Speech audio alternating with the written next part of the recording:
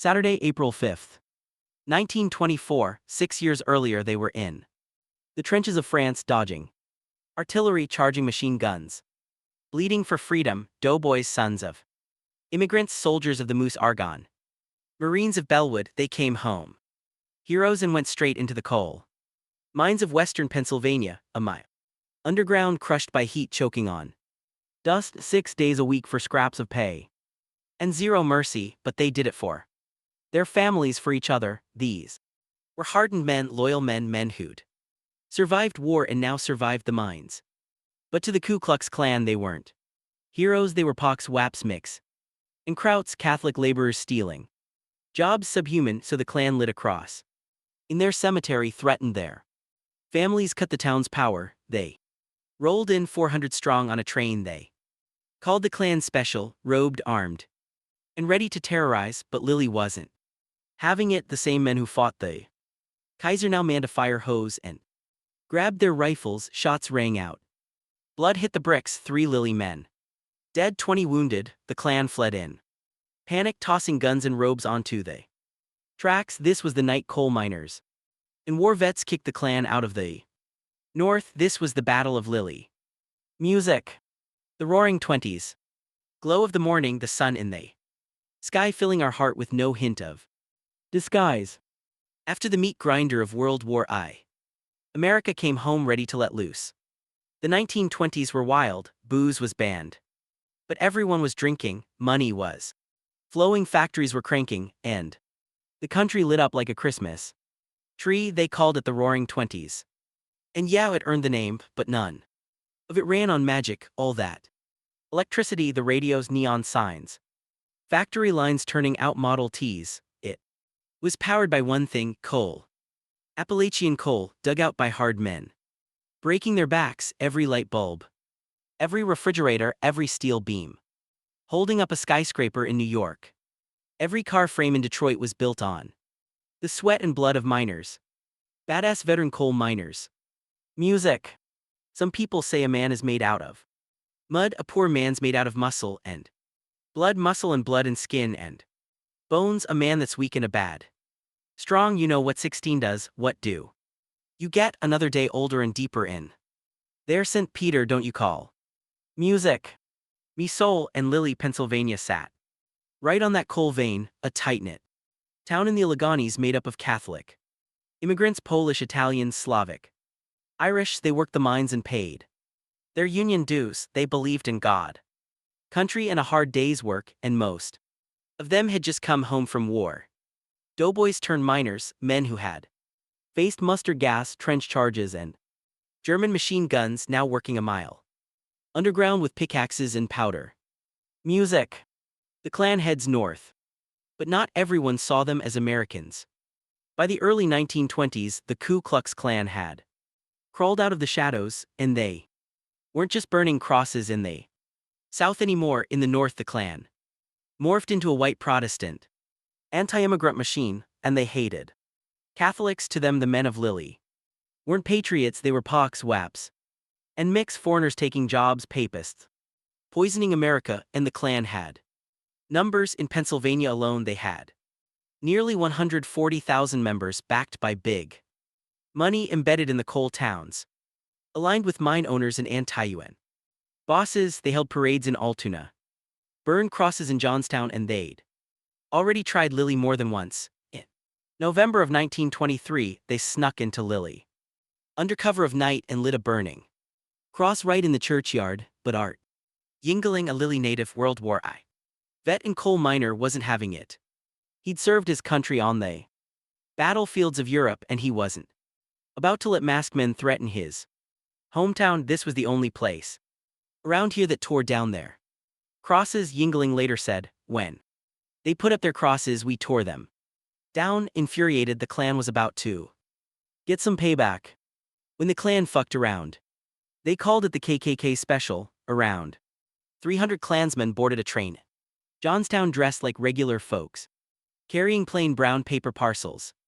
Inside those bags were their robes and hoods, but the real threat wasn't in the bags, it was on their bodies. Almost every man carried a concealed sidearm tucked under a coat or waistband. Klansmen came in from Pittsburgh, Altoona and the surrounding towns.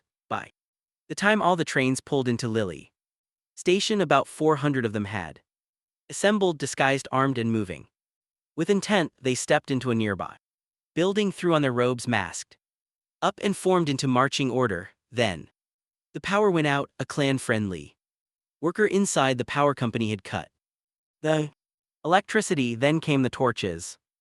Long line of robed men, fire in their hands, guns under their robes, started marching straight through town, weaving down Railroad Street, flames flickering off windows where kids slept, off the faces of men who'd seen war, now standing on their porches in the dark, watching it come to them. The column turned toward Piper's Field just beyond the edge of town. There they raised two massive wooden crosses, soaked them fuel, and set them on fire. Flames lit the tree and sparks drifted overhead like ash from a battlefield. Then the dynamite started, sticks going off one after the other, echoing across the valley. To the Klan it was intimidation, a show of dominance aimed at the lowly immigrants of Lilly. But they didn't just pick the wrong town. They picked the wrong men. These weren't just coal miners, they were combat veterans, men who'd survived trench raids in France and black lung shifts. Mile underground, they lived with dynamite on their belts and dirt in their lungs. They knew what real fear sounded like. This was noise. So yeah, basically the Klan went way out of their way to surround, and now they were about to find. When the Klan found out, music out as the Klansmen burned crosses and threw dynamite up on Piper's Field. They men of Lilly were organizing. One suggestion was to cut loose coal cars and send them rolling downhill into the procession. Others floated the idea of a full ambush, but they settled on a smarter plan: no direct violence unless forced. Hit them with the fire hose at the train station, post-armed overwatch just in case it turned sideways. The goal was simple: humiliate them, make them look like fools, and send them packing up at Piper Field. The Klan finished their show burning two crosses and tossing dynamite. Then they marched back through the dark streets toward their train. As the Klan passed, residents quietly filled in behind them. By the time the group reached the station, they were surrounded. At the depot, Frank MCO, just 22, manned the fire hose. As the Klan closed in, he opened it up, blasting the column with water, robes flying, the line breaking. That's when all hell broke loose. Scuffling broke out, townspeople jeered, hurled stones, and roughed up isolated Klansmen at the end of the line. In the chaos, someone fired a shot, then another, then the entire street lit up. Gunfire erupted from both sides, shattering the tense standoff. The blackout muzzle flashes danced up and down Railroad Street. The gunfight only lasted a few minutes, but it was brutal. Misko was shot and killed instantly. Phil Conrad, 24, was shot too. He died on the eve of his 25th birthday. C.D. Paul, a local Klan sympathizer who had helped cut the wood for the crosses, was also shot and killed. Other Klansmen were likely killed, though the official count was never confirmed. When the shooting stopped, it was chaos. The Klan's formation shattered. Men fled in panic, dragging the wounded and trampling their own to get aboard the train. And on the ride back to Johntown, the fear finally caught up with them. Klansmen were seen tossing their robes and pistols out the train windows, desperate to get rid of the evidence. When the KKK special rolled back into J-Town, the Klansmen expected a quiet retreat. Instead, they were met by police. Officers locked down the train cars and searched every Klansman. 25 were arrested on the spot with weapons pulled from their coats and bags. Over the next 24 hours, authorities recovered more than 80 discarded guns along the rail line, tossed out of train windows by panicked Klansmen trying to ditch the evidence. In Lilly, the streets were locked down. State police patrolled the town for a week, keeping watch as emotions ran. The trial.